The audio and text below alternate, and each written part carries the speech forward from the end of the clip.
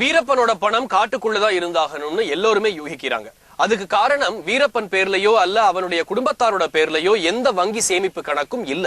வீரப்பனோட கூட்டாளிகளும் அவரோட குடும்பங்களும் கூட இதே நிலைமையில தான் இருக்காங்க. வீரப்பன் கைவசம் இருந்தது 1 கோடி 2 கோடி இல்ல 100 கோடி. மும்முனை தாக்குதல் மாதிரி 3 மாநில அரசுகளாலும் தேடப்பட்ட நிலைமையில வீரப்பனோட ஒரே பலமா இருந்தது பணம் மட்டும்தான். அதனால உயிரை பணயம் வச்சு சம்பாதிச்ச அவ்வளவு பணத்தையும் ஒரே மூச்சுல செலவழிச்சிருக்கவும் வாய்ப்பில்ல. வெளியாட்களோட ஆதரவு இல்லாம காட்டுக்குள்ள வீரப்பன் மாதிரியான குற்றவாளிகள் உருவாகவோ வளரவோ முடியாது அப்படிங்கறதால வீரப்பனோட பணம் அரசியல்வாதிகள் ஆதரவுல பாதுகாக்கப்பட்டிருக்குமோன்னு இயல்பாவே ஒரு கேள்வி வரும். ஆனா ராஜ்குமார் கடத்தல் நேரத்துல அரசியல்வாதிகள் மீது வீரப்பன் கடும் அதிருப்தியை வெளிப்படுத்தினதால அதுக்கும் வாய்ப்பில்லை. ஆக வீரப்பன் அவ்வளவு பணத்தையும் தான் வாழ்ந்த தன்னை பாதுகாத்த காட்டுக்குள்ளத்தான் மறைச்சு வச்சிருக்கணும் அப்படின்னு சொல்றதுலயும் கொஞ்சம் நியாயம் இருக்கு. பாறைகளுக்கு இடையில சிறுவர்கள் பணத்தை பார்த்ததா சொல்ற வாக்கு மூலத்தை இப்போ கேட்கலாம். சேலம் மாவட்டம் மேட்டூரில் இருந்து 22 கிலோமீட்டர் தொலைவில் இருக்கிறது கோவிந்தபாடி. இங்குள்ள அரசு பள்ளியில் 7ஆம் வகுப்பு படிக்கும் சங்கர், ஜெயசூர்யா, சக்திவேல் மூவரும் பொங்கல் விடுமுறைக்காக சொந்த ஊரான ஊஞ்சங்கரைக்கு வந்த போதுதான் அந்த சம்பவம் நடந்தது. குருவி அடிப்பதற்காக மூவரும் இந்த காட்டு பகுதிக்குள் வந்தனர்.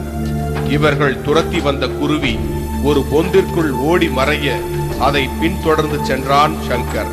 குருவியோடு வருவான் என சங்கருக்காக காத்திருக்க அவனோ பரபரப்பான ஒரு செய்தியோடு வந்தான். பெரும் கற்கள் அடர்ந்து கிடந்த இந்த இடத்தில் ஒரு சாக்கு மூட்டை இருப்பதாகவும் அதற்குள் கட்டுக்கட்டாக பணம் இருப்பதாகவும் கூறினான் சங்கர். சூர்யா, சங்கர், சக்திவேல் 3 பேரும் குருவடிக்கு போங்க, மந்தசாக்கலை போய் வாடகை போய் பார்க்கலான்னு கூப்பிட்டு போனோம். திருப்பி போய் பார்த்தது பணம்லாம் பிதிங்கிச்சு, சில்லற காசுலாம் அப்படியே இந்த மொட்டன் கட்டிருந்துச்சு, டீப்லாம் சுற்றி இருந்துச்சு. திருப்பி எடுக்கலான்னு போனோம், எடுக்காரா தண்ணி ஊற்றி எடுத்துட்டு சத்தி வாங்கினா அது யாருன்னு சொல்லாரா. வீட்டில் போய் நான் யாருன்னு சொல்ல திருப்பி ஒருத்தர் வந்து கூப்பிடுத்து பள்ளிக்கூடம் போயிட்டு வந்து கூப்பிடுறதுக்கு போடா நான் வரல எங்கள் ஆய பேசுன்னு இருந்துக்கிட்டான்.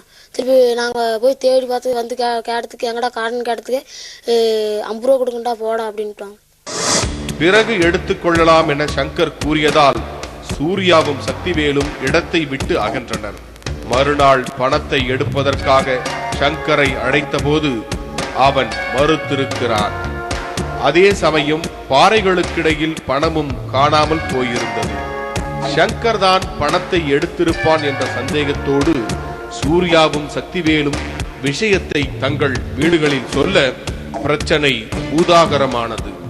சந்தேகத்தை வலுப்படுத்தும் விதமாக சங்கர் குடும்பத்தினர் 5 நாட்கள் தலைமறைவாகி விட்டனர். இதற்கு சங்கர் தரப்பினர் சொல்லும் விளக்கம் என்ன? நானே சூர்யா மகேந்திரன் நாங்கள் காட்டு பக்கம் போனோம் கல்லாட்டிக்கு. அன்னைக்கு ஒரு காயத்தை பார்த்துட்டு காசு பார்த்தேன்னு சொன்னோம். அப்பொழுதான் வரும்போது அந்த சூர்யா பையனும் சத்தி பையனும் அங்கே 2 தட்டி போய் பார்த்துட்டு வந்துட்டாங்க. காசு இல்லைன்னு வந்துட்டாங்க. அப்புறம் வீட்டுக்கு போனாங்க. அவங்க போயிட்டு சனிக்கிழமை அவங்க கூட நான் போவேல பள்ளிக்கூடத்தில் போய் நாங்கள் 2 பேரும் பார்த்துங்க அப்படின்னு சொன்னாங்க. டீச்சர்கிட்ட நான் பார்க்கலிங்க மிஸ் அப்படின்னா. அப்புறம் அவனை கேட்டாங்க, உட்கார வச்சு நான் வந்துட்டேங்க. உள்ளே வந்து உட்காந்துக்கிட்டேன் பள்ளிக்கூடத்தில். நான் பார்க்கலி. அவங்க தான் பார்த்தேன், சத்தி பையன் தான் பார்த்தேன்னு சொன்னாங்க. அவர் இந்தாண்ட ஒரு குழி மாதிரி இருந்துச்சு, ஒரு காயது மாதிரி பார்த்தேங்க.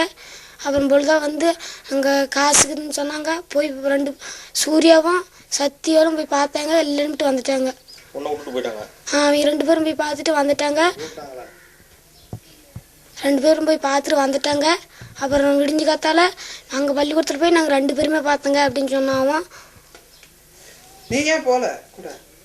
நான் போகலிங்க. அவங்க தான் 2 பேரும் போய் பார்த்துட்டு வந்தாங்க. இந்த பழத்தான் படிக்கிறாங்க. எங்களுக்கு வந்து நாங்கள் கல்லுக்காட்டில் பிறந்தங்க. கல்லுக்காட்டிலும் போது நான் வந்ததுமே அவங்க சொன்னாங்க. நாங்கள் கேட்டோங்க. எங்களுக்கு தான் தெரியாது என்ன பெரியம்மா ஆறா சொன்னாங்க. பாரு எங்கள் வீட்டுக்கு பக்கத்து வீடு தான். அந்த பெரியம்மா கிட்டையும் பெரியப்பங்கிட்டையும் அப்பயே எனக்கு தெரிஞ்ச உடனே போய் நாங்கள் கேட்டோம். இப்படி தான் சொல்கிறாங்க என்ன பெரியம்மா அப்படின்னு கேட்டதுக்கு என்ன காசு எடுத்து விட்டாங்க, சங்கரும் எங்கள் பையன் காசு எடுத்து விட்டான் பார்த்தாங்க அப்படின்னு சொன்னாங்க. நான் போன உடனே அப்பயே என்ன பெரியம்மா சிறுமலைங்க 2 முன்ன அவங்க பேராண்டி மேலேயும் எங்கள் பையன் மேலே தான் வச்சாங்க. அப்போ அப்படித்தான் சொன்னாங்க. எங்கள் பேராண்டியும் இவங்க பையனும் தான் பார்த்தாங்களாம் காசு அப்படின்னு சொன்னாங்க. அப்போ இல்லை கண்ணு இது சிறும்பிள்ளைங்க, நீங்கள் கல்லுக்காட்டில் இருக்கும்போதே இது நடந்தது, அதெல்லாம் நீங்கள் வந்தவட்டெலாம் இல்லை, நீ கல்லுக்காட்டில் இருக்கும்போது நடந்தது அதெல்லாம் சிறும்பளைங்க சொல்றதெல்லாம் ஒரு நாங்களாம் எது எடுத்துக்கவே இல்லை, சிறும்பளையும் நாங்கள் கேட்கவே இல்லைன்னு சொல்லிவிட்டாங்க. இப்பெல்லாம் பணம்லாம் எதுவும் இல்லைங்க, சீட்டு போட்டு வச்சிருக்காங்க. ஒரு 50,000 சீட்டு ஒரு 2 தவள் போட்டு வச்சிருக்காங்க. அதுதாங்க எங்கிட்ட எந்த பணமெல்லாம் இல்லை. போலீஸ் இங்கேயே வந்தாங்க, எங்களை விசாரிச்சாங்க. அப்புறம் ஸ்டேஷனுக்கு வர சொன்னாங்க, போனோங்க. ஸ்டேஷனில் எஸ்ஏல அனுப்பிவிட்டாங்க. அப்புறம் இங்கே வந்து விசாரிச்சாங்க. இங்கே நாங்களாம் பார்க்கலைங்க, இப்போ எதுவுமே நாங்கள் கண்ணிலே பார்க்கல, சும்மா தான் இப்படி சொல்லிவிட்டாங்க அப்படின்னு தான் சிறும்பிள்ளைங்கெல்லாம் சும்மா சொன்னதுக்கு அதே பெருசாக எடுத்துக்கிட்டாங்க அப்படின்னு தான் சொன்னோங்க. அதுக்கப்புறம் போய் யாரும் தேடி பார்த்தாங்களா? எல்லாமே போய் பார்த்தாங்க, எல்லாமே ஊருக்கார் எல்லாம் போய் பார்த்தாங்க, போலீஸுக்காரும் பார்த்தாங்க, நோண்டிலாம் பார்த்தாங்க. இதுல வந்து காசு இருக்காதுன்னு சில பேர் சொல்றாங்க, இதுல காசு இருக்குன்னு சில பேர் சொன்னாங்க. கல் உடைக்கும் தொழிலாளர்களான சங்கரின் பெற்றோர் அவர்கள் மீதான குற்றச்சாட்டை மறுக்கிறார்கள். சங்கரின் பாட்டிக்கு உடல்நிலை சரியில்லாமல் போனதால் அவருக்கு சிகிச்சை அளிக்கவே ஊரை விட்டு சென்றதாக குறிப்பிடுகிறார்கள். சங்கர் தான், எனக்கு எந்த விவரமும் தெரியாதுங்க. எனக்கு வந்து ஊருக்கார் வந்து கேப்பிட்டு கேட்கும்போது தான் தெரியும். என்னடா சங்கரன் சொன்னதுக்கு இப்படிதான் சொன்னோம்பா, பணங்கன்னு சொன்னாங்க, சும்மா சொல்லிக்கிட்டு